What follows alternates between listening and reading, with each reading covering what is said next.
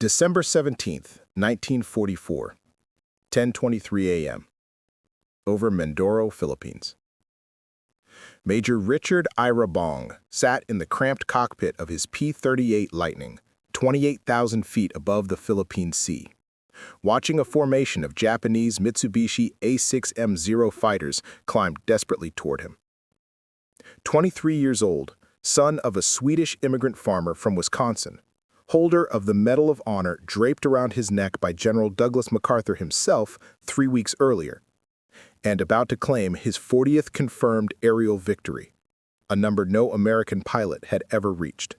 The Zeros were still 5,000 feet below, their Nakajima Sakai engines straining to reach altitude where the air thinned and power dropped. Bong's P-38 breathed easily up here. Twin Allison V1710 engines, each producing 1,600 horsepower. Turbo superchargers that force-fed oxygen into the cylinders, maintaining full power at altitudes where Japanese fighters suffocated. He didn't hurry. That was what Japanese pilots never understood about him.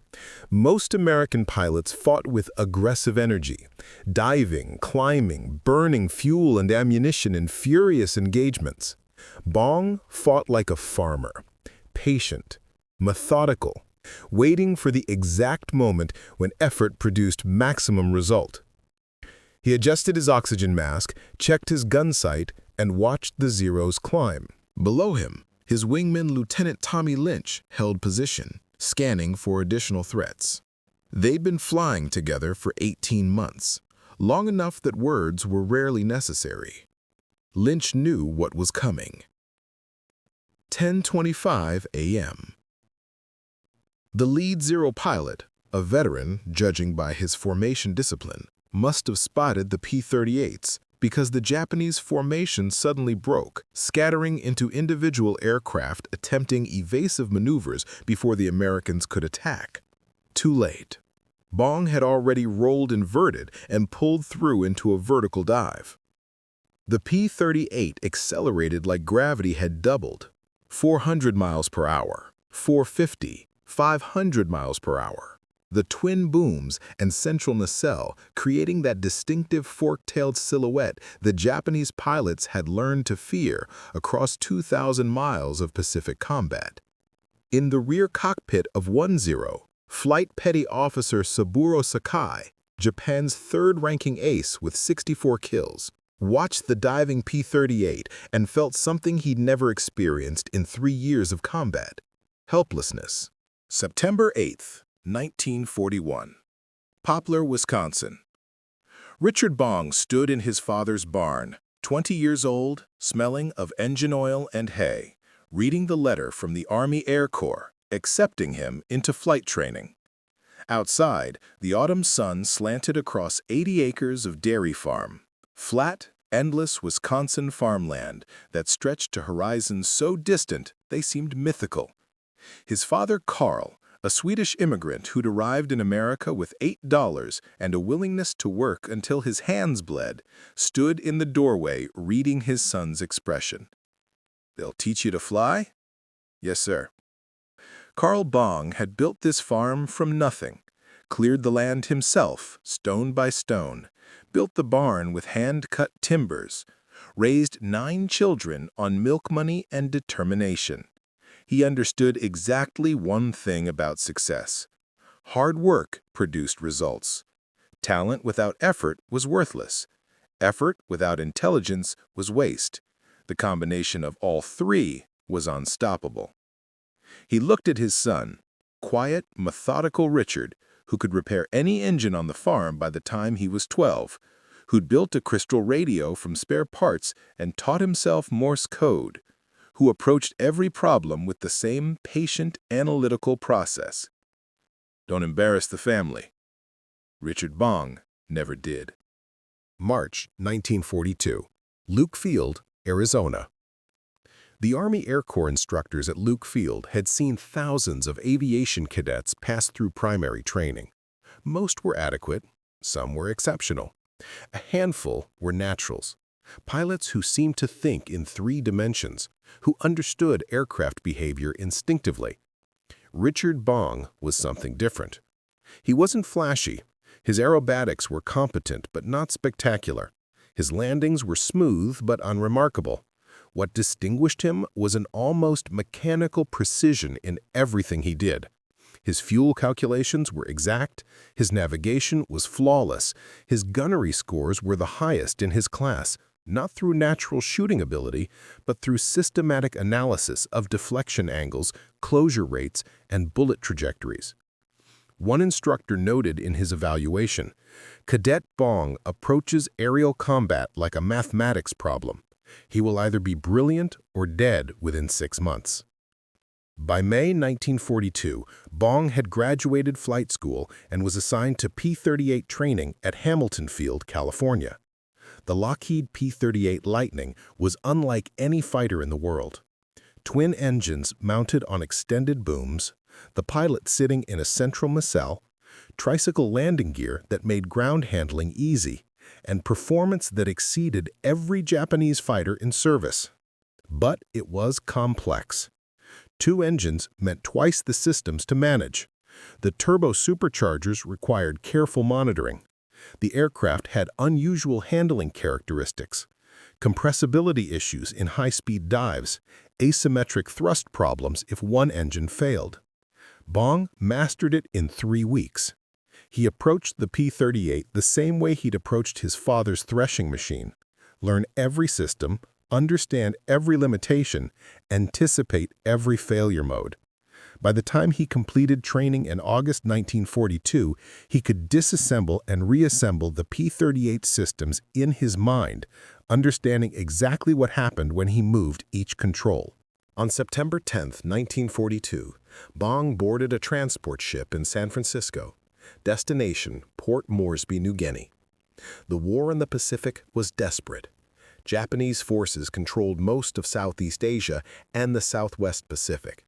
American pilots were dying at catastrophic rates, outfought by experienced Japanese aviators in superior numbers. The 49th Fighter Group that Bong joined had lost 30 pilots in 4 months. His life expectancy was measured in weeks. November 27, 1942, 14,000 feet above Buna, New Guinea. Japanese Flight Petty Officer Hiroshi Nakano led his Shotai, 3 A6M0 fighters, toward what should have been an easy interception. His radar station had reported American bombers attacking Japanese positions at Buna, escorted by the usual P-39 Airacobras and P-40 Warhawks. Inferior aircraft flown by inexperienced pilots. The Zero was superior in every measurable way. It could outturn, outclimb, and outmaneuver any American fighter at medium altitude. Nakano had 11 confirmed kills in 6 months. This would be routine. Then he saw them. 4 P-38s, 2,000 feet above, in a loose formation that looked almost casual. One of them, the trailing aircraft, suddenly rolled inverted and dove. Nakano shouted a warning and broke hard left, pulling his Zero into the tightest turn the airframe could sustain. Japanese fighters could turn inside anything the Americans flew. That was doctrine. That was survival. The P-38 didn't try to turn with him. Instead, the American pilot, Second Lieutenant Richard Bong, on his 3rd combat mission, extended away in a gentle dive, building speed, then pulled up in a climbing turn that brought him 500 yards ahead of Nakano's Zero, facing head-on. Both pilots opened fire simultaneously. The Zero carried 2 20mm cannons and 2 7.7mm machine guns.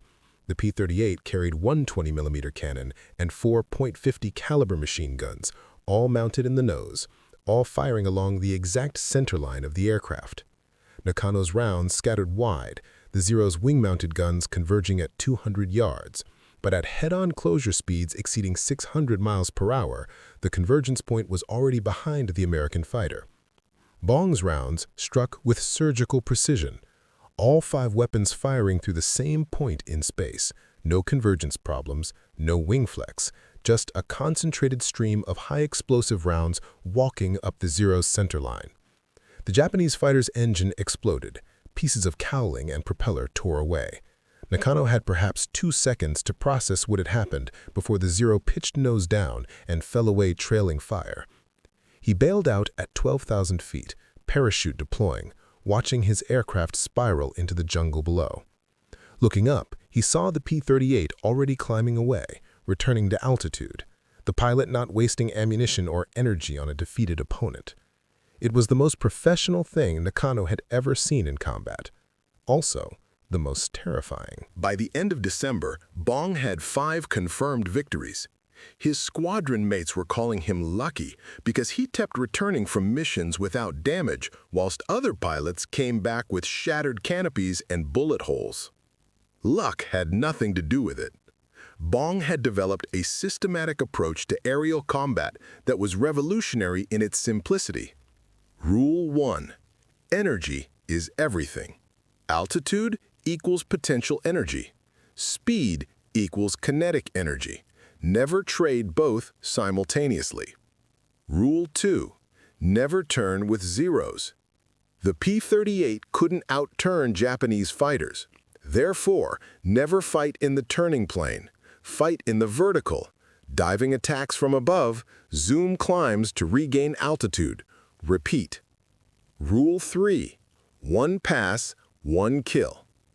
Get close before firing, 50 yards or less, close enough to see the rivets. Then fire short, controlled bursts.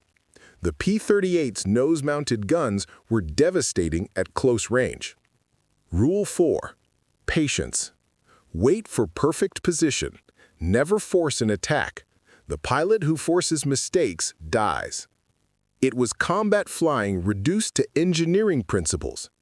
His squadron commander, Major Paul Wurtsmith, watched Bong's gun camera footage and saw something remarkable. Every kill was nearly identical. Diving attack from above, closure to point-blank range, short burst, immediate breakaway. No wasted ammunition, no unnecessary risk, no variation.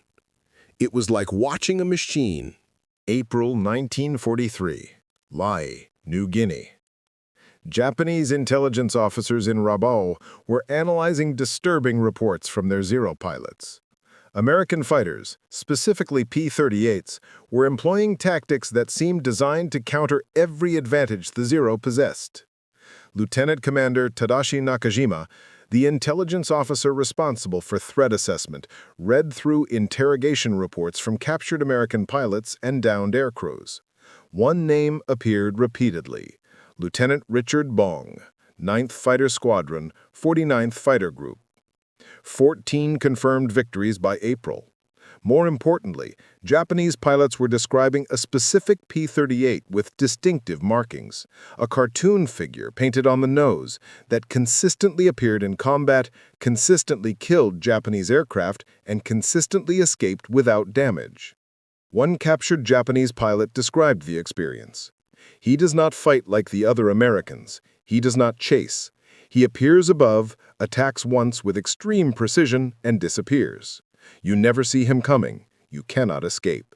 It is like being hunted by a ghost. Nakajima compiled a report warning that American fighter tactics had evolved beyond the desperate defensive fighting of 1942.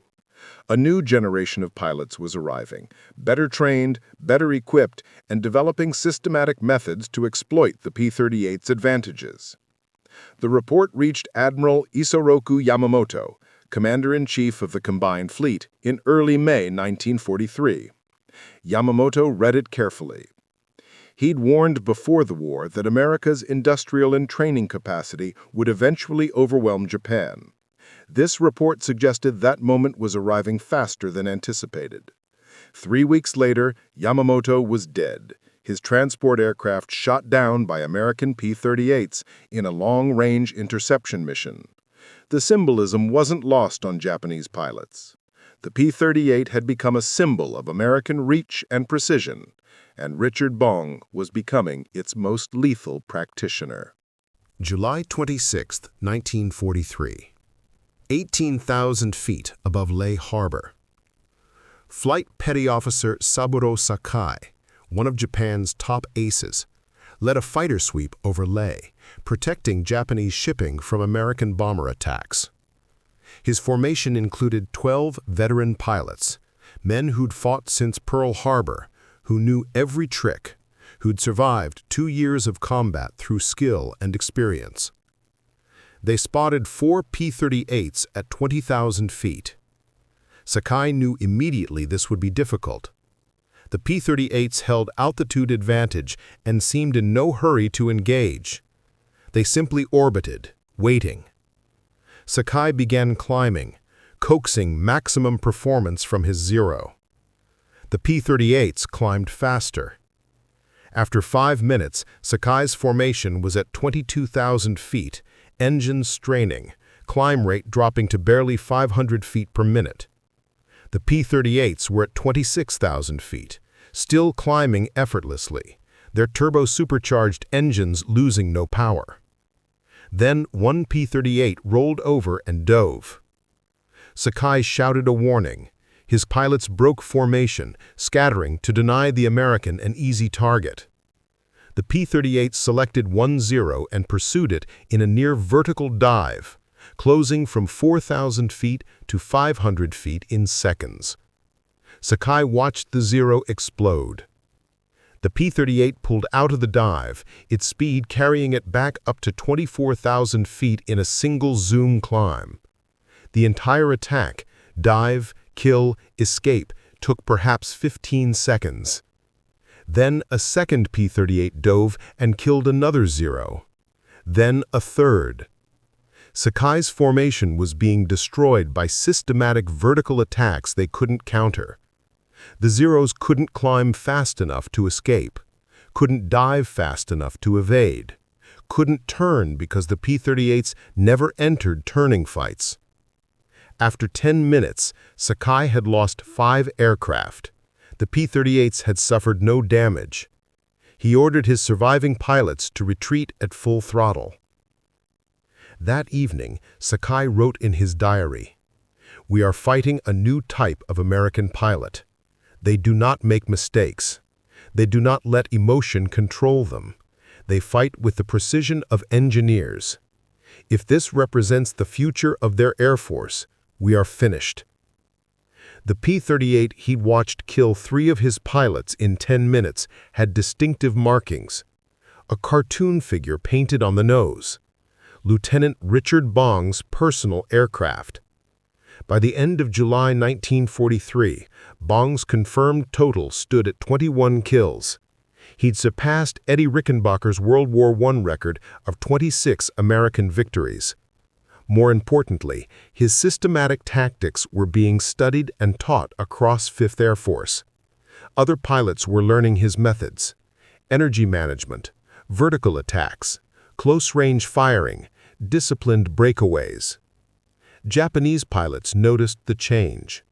American fighters were becoming more dangerous, more professional, more lethal. The wild individual dogfights of 1942 were being replaced by coordinated team tactics that exploited technological advantages. The P-38's performance superiority at high altitude, the concentrated nose-mounted armament, the 2-engine redundancy that let damaged P-38s return home when single-engine fighters would have gone down. American pilots were learning that aerial combat wasn't about individual courage or aerobatic brilliance. It was about system optimization, using superior technology with disciplined tactics to create situations where the enemy couldn't win. Richard Bong, quiet farm boy from Wisconsin, was teaching the Empire of Japan a brutal lesson about American engineering applied to warfare. December 15, 1943. Port Moresby, New Guinea. General George C. Kenney, commander of 5th Air Force, summoned Major Richard Bong to his headquarters. Kenney was one of the most aggressive air commanders in the theater, famous for innovative tactics and a willingness to take risks.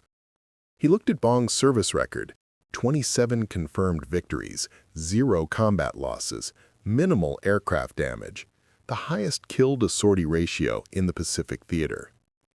"I'm sending you home," Kenney said. Bong stared at him, confused. "Sir?" You've done 2 combat tours. You're exhausted whether you admit it or not. More importantly, you're too valuable to lose to some random piece of flack. I need you training new pilots, sharing your tactics, showing them how you've stayed alive whilst others died. Bong wanted to argue. He had 27 kills. America's top ace, Captain Eddie Rickenbacker, had 26 in World War I. A few more missions and Bong would break the record definitively. Kenny saw the calculation. The record will wait. Go home, see your family, marry that girl you keep writing to, and get your head straight. You'll be back in 6 months. Bong returned to Wisconsin in January 1944, a hero with 27 confirmed kills and the Distinguished Service Cross. Newspapers ran stories about the quiet farm boy who'd become America's deadliest fighter pilot. Newsreels showed footage of his P-38 in combat. He spent 3 weeks at home, helping his father repair farm equipment, eating his mother's cooking, sleeping 10 hours a night for the first time in 2 years. On February 10, 1944, he married Marjorie Vattendahl, his high school sweetheart, in a ceremony in Superior, Wisconsin. The wedding photos show a thin, serious young man in Army Air Force dress uniform standing beside a smiling blonde woman who'd waited 2 years for him to come home. The honeymoon lasted 4 days before Bong reported to gunnery training schools across the United States, teaching new pilots the tactics that had kept him alive and killed 27 Japanese aircraft. He was patient, methodical, and brutally honest.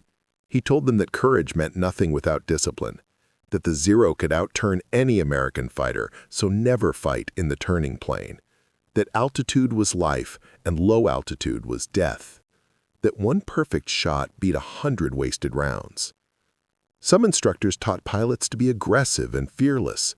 Bong taught them to be smart and ruthless. By May 1944, he was desperately bored.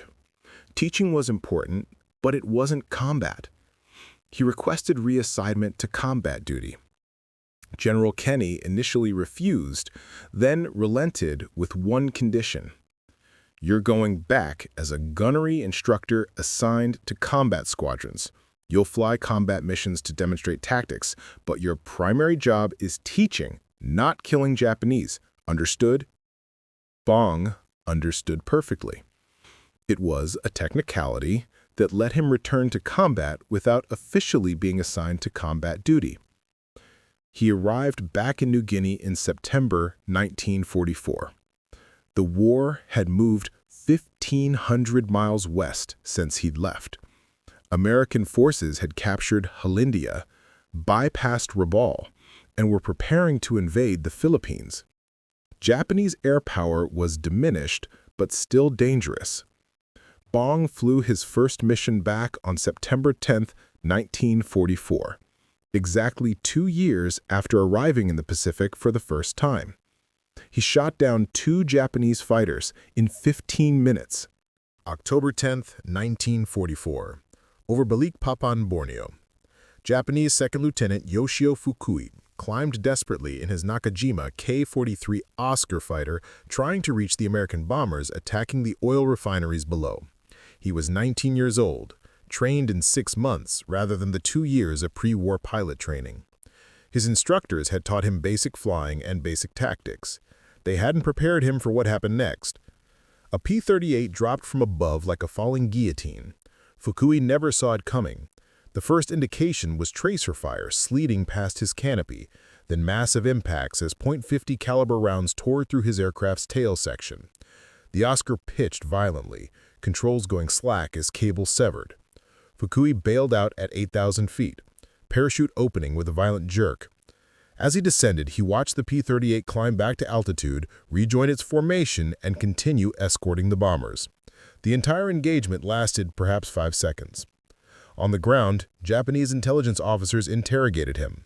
The P-38 had distinctive markings, a cartoon figure on the nose, a name painted below, Marge. The intelligence officer checked his records. You were shot down by Major Richard Bong, America's top ace, 32 confirmed victories.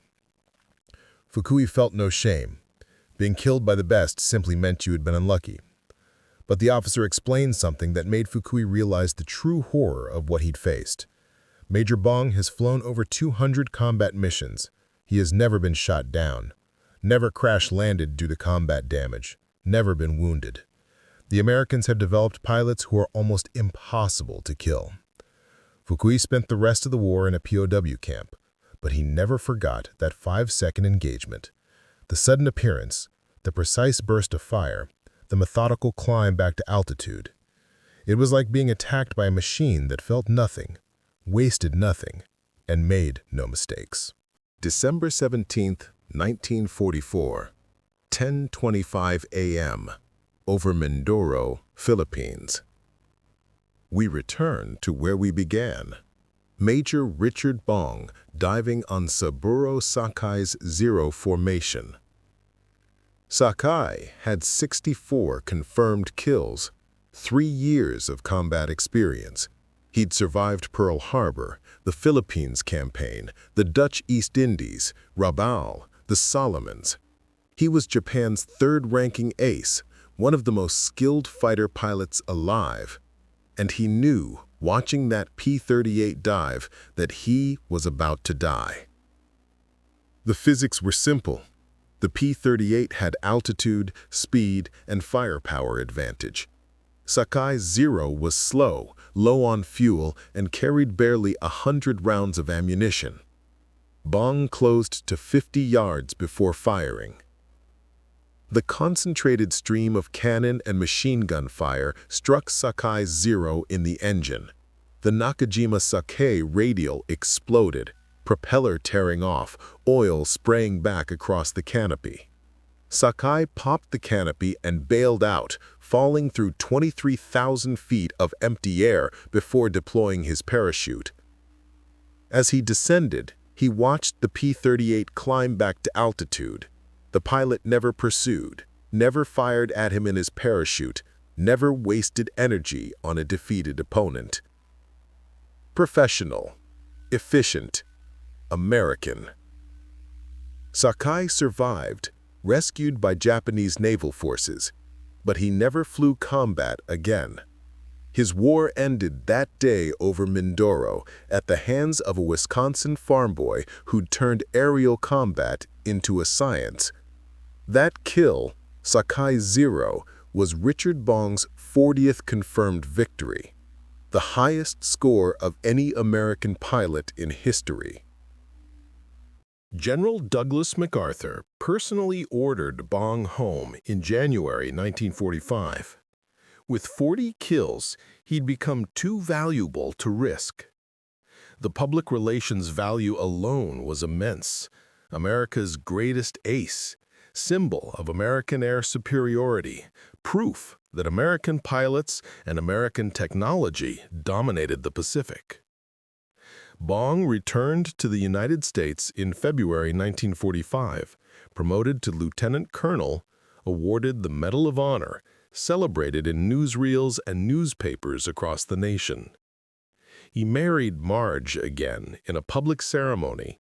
Their original wedding had been too small for the fame he'd achieved.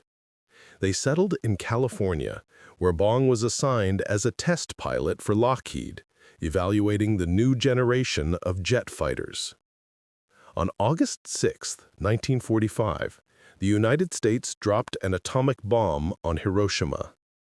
Bong read the news and felt relief that the pilots he'd trained wouldn't have to invade Japan's home islands. On August 15, 1945, Japan surrendered. On August 6, 1945, the same day as Hiroshima, Major Richard Ira Bong climbed into a Lockheed P-80 Shooting Star jet fighter for a routine test flight at Burbank Airport. The P-80's engine flamed out during takeoff. Bong attempted to restart, failed, and was too low to bail out safely. The aircraft crashed on the airfield. Richard Bong died instantly. He was 24 years old. The farm boy from Wisconsin, who'd survived 200 combat missions, who'd shot down 40 enemy aircraft, who'd been attacked hundreds of times without suffering serious damage, was killed by a mechanical failure in peacetime. His funeral drew thousands. President Truman sent condolences. General MacArthur wrote that Bong represented the best of American youth: quiet, competent, deadly when necessary, humble always. Japanese pilots who'd survived the war read about his death with complicated emotions. Relief that the most dangerous American pilot was gone. Respect for his skill. Sadness that such a professional warrior had died accidentally. Saburo Sakai, who survived the war and became a Buddhist monk, wrote in his memoirs, "Major Bong represented everything we feared about America: infinite resources, superior technology, and men who used both with mechanical precision. We could not defeat such an enemy. The only question was how long until we accepted that truth." Richard Bong never claimed to be special. In interviews, he attributed his success to three things: good training, a superior aircraft, and careful tactics. He was right, but incomplete. What made Bong devastating wasn't natural talent or aggressive courage. It was the systematic application of American engineering principles to aerial combat. He treated dogfighting as a physics problem. Energy states, closure rates, convergence angles, ammunition conservation. The P-38 Lightning gave him the tools: twin turbocharged engines that maintained power at altitude, concentrated nose armament, redundancy that brought damaged aircraft home. But tools alone weren't enough. The Japanese also had excellent aircraft in 1941-1942. What changed was the systematic training pipeline that produced pilots like Bong, men who understood their aircraft's capabilities, studied enemy weaknesses, and applied disciplined tactics. By 1944, American pilots weren't individually superior to Japanese veterans. They were systematically superior: better trained, better equipped, better supported, and flying with tactics that exploited every advantage. Richard Bong embodied that transformation, the quiet farm boy who approached combat like fixing a threshing machine. Identify the problem, apply the correct solution, repeat until the job is done. He shot down 40 enemy aircraft using variations of the same attack pattern: dive from altitude, close to point-blank range, fire short burst, zoom, climb away. It worked every time because it was based on physics, not luck. Japanese pilots learned to fear the P-38 with the cartoon girl painted on the nose, not because the pilot was superhuman, but because he was systematically lethal. That was more terrifying than any ace's bravado. America had learned to industrialize victory, build superior aircraft, train disciplined pilots, apply systematic tactics, repeat across thousands of pilots and tens of thousands of aircraft. By 1945, Japan faced not individual heroes, but an entire system designed to produce Richard Bongs: competent, disciplined, lethal professionals flying aircraft Japanese industry couldn't match. The empire's pilots fought bravely, but bravery couldn't overcome engineering. Richard Bong proved that with 40 victories and 0 defeats. A Wisconsin farm boy who taught Imperial Japan that American air power wasn't about individual warriors. It was about system supremacy, and systems, unlike heroes, could be mass-produced.